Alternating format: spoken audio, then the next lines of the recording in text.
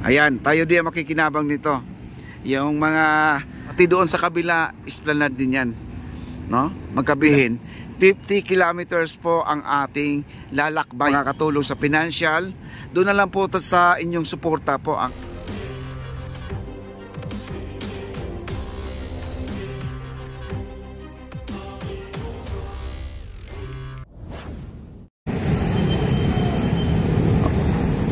Alright guys, at ito po ang esplanade na ginawa ng ating government, mga kaibigan, no? Marcos administration po ito. Nandito po tayo sa likod lang po ng post office. At samahan nyo po ang ating Pangulo, suportahan po natin siya sa pamamagitan po sa kanyang sa inyong pagko-comment para naman ay matutuwa po ang ating presidente na kahit papaano na kung di man kayo makakatulong sa financial, doon na lang po sa inyong suporta po ang kailangan. At tuloy-tuloy po ang ating pag-unlad sa ating ekonomiya kasi ang ating Pangulo talaga ay umiikot at nakikita nyo naman ay lahat ng ating nakikita sa mga mainstream media ay panay inauguration, opening, yun po ang pamimigay ng mga heavy equipment sa mga magsasaka. At hindi lang yan guys, pati yung pagpapaganda ng ating bansa. Kaya yun po ang masabi ko lang sa lahat ng mga viewers po natin ay tulungan lang po natin ang ating mahal na Pangulo. Kasi kahit sa pamamagitan sa suporta, sa comments, at nakakataba po ng puso na meron pong ganun na may nagko-comment na talagang sub sa trabaho po ang ating Pangulo. Ito po ay Marcos administration, itong ating esplanade. Ito, hindi po lang ito guys ang mangyayari ang esplanade po natin. Pati doon sa kabila, esplanade din yan, no? Magkabilaan po ang ating esplanade. Pero sabihin ko lang sa inyo guys, ito ay 25 kilometers itong side na to. Papuntang Laguna de Bay, nagmula dito sa may Baseco Beach, no? Sa Baseco naman ay ganun din sa kabila. Papunta din ng Laguna de Bay, bali 25 kilometers. Dalawang 25 magkabilaan, anong ibig sabihin? 50 kilometers po ang ating lalakbayin pag ito po ay natapos.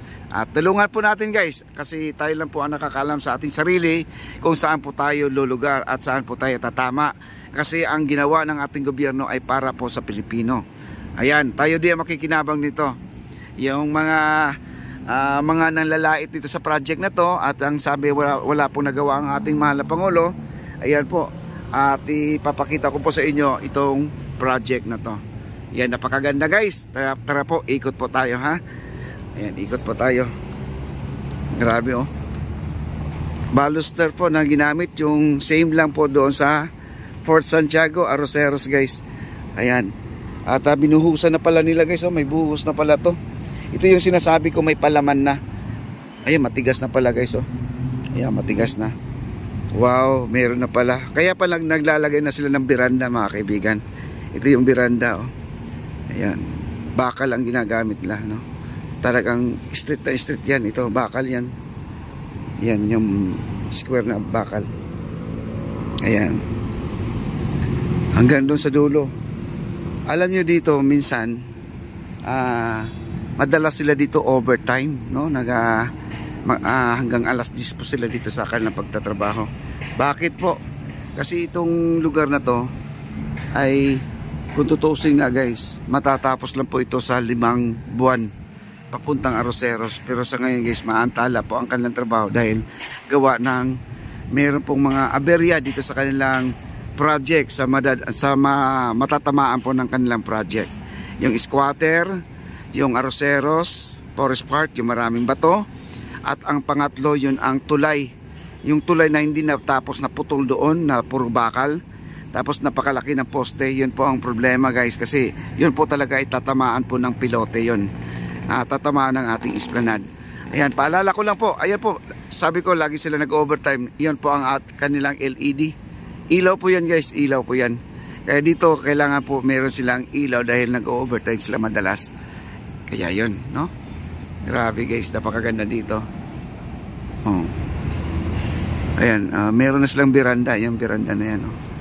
Hanggang doon sa dulo yan. At ito po ang dinagdag po Kasi itong lapad na to ay nasa, siguro nasa 1, 2, 3, 4, 6 lang to ang lapad. Tapos dinagdagan ng mga 2 meters siguro to ang lapad. Kaya ganyan po kalaki, no? Kala mo highway, no? Napakalapad po ang ating pasyalan. Hanggang doon po guys, nakita nyo yung may biga, may bakal na. Hanggang dyan po ang ating flooring. Ganyan po kalaki. Kaya tatambakan pa nila yan, yung yung area na yan. Kasi dati kasi to, ramp para sa mga PWD na maumakyat dito.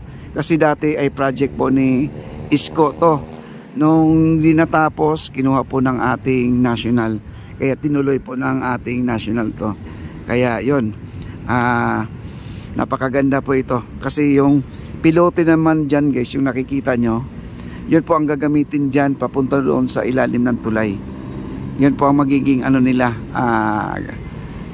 poste, para naman po ay diretso-diretso na po ito guys. Kasi sabi nga ng ating bossing, kung hindi lang sana na sinabi mauna sila sa Arroceros, sa lubong papunta dito, kung diniretso lang dapat daw ito, baka nandun na sila sa may squatter area. Mayroon, tuloy-tuloy na siya. At saka pangalawa guys, dito sa ilalim ng tulay ng ating MacArthur Bridge, meron po tayong CR dyan. Magkakaroon po tayo ng CR dyan. Dito sa baba, bali dalawa po ang ating daanan. Doon sa baba, daanan ng tao. Dito rin sa itaas. Pero ang sabi naman ng ating engineer, baka yung itaas na lang daw ang magiging daanan ng mga namamasyal. Ang sa baba, baka daanan ng sasakyan kasi ito talaga, noon pa man, ay daanan talaga ng sasakyan to. Itong kalsada na to, yung likod ng ating post office. Papuntang, alam nyo na, sa pier, no? At galing po ng monumento, papunta dito, Caloocan. Dito po dumadaan ang mga jeep, no? Ayan, napakainit ngayon guys, no? At ang ating ilog, update lang po natin, isasabay na po natin guys. Napakaganda at nagpapakita na yung mga water lily. At 3 buwan po yan, wala po tayong water lily. Ngayon na po na nagkaroon tayo ng maulan-ulan dito, kaya ayun, may mga water lily na po tayo. At saka ang ating ilog hindi na po maitim, medyo may pagka gray at saka brown na, gano'n na, may halo na yung ulan na siguro dito.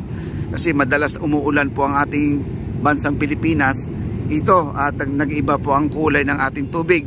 Hindi na po siya itim, kumbaga hindi na po siya mabaho. Ganyan po kaganda po ang ating Pasig River. Ang sarap guys, pero ang sarap pagmasdan, sarap mamasyal pag ganito po. Pag may mga water lily, kasi may mga foreigner tayo, mga namamasyal dito sa ating esplanade, yung water lily pinipicturean pa nila, no? Siguro ang water lily nila sa Amerika ay iba. Ang water lily natin dito parang parang native mga kaibigan. Kasi ang sa ibang bansa ay malaki. Malaki ang mga dahon, no? Ibang variety. Ito naman ay water hyacinth ang tawag nila dito sa English, pero ang tawag dito sa Pilipinas ay water lily. Kasi nasanay na po tayo water lily talaga. Ganun po, no?